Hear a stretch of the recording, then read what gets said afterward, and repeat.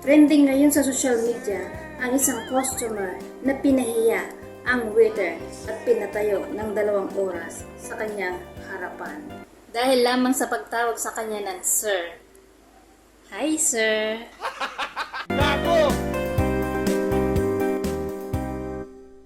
Trending na pod karon, nakalat na gyud intawon. Nasuko ang bayot sa waiter, kay gitawag ra daw siya og sir. Gipatindog duha ka oras, ipakaulaw ang taon sa hilas. Daghan ang nitaas ang kilay, ni anting nga naay lagay.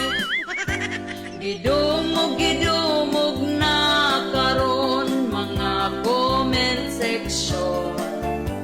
Ang mga netizens, puro kalagot ang gi-comment. Daghang nidapig sa waiter, giayog bash noon si sir. Gitawag na lang siyag ang call sa mga basher.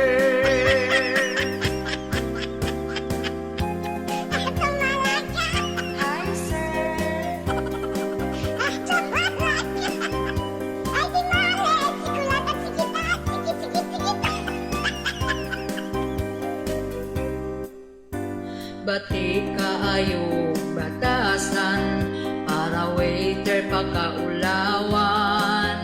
Pwede man untag istoryahan, pero untag i-private lang. Ang ato ang naandan, customer is always right man. Pero not all the times, palihog lang, ayaw gamit ang pagkagamhanan. Pagmatngon na ang call, aron di ka mahasol.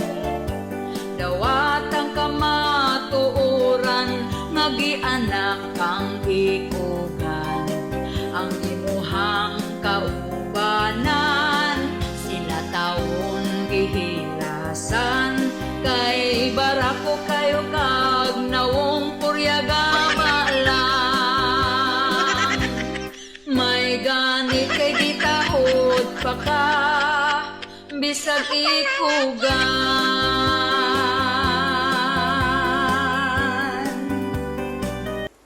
Ang mga lyrics ang gibuhat gikan lamang sa mga komento o sa mga opinion sa mga katawahan.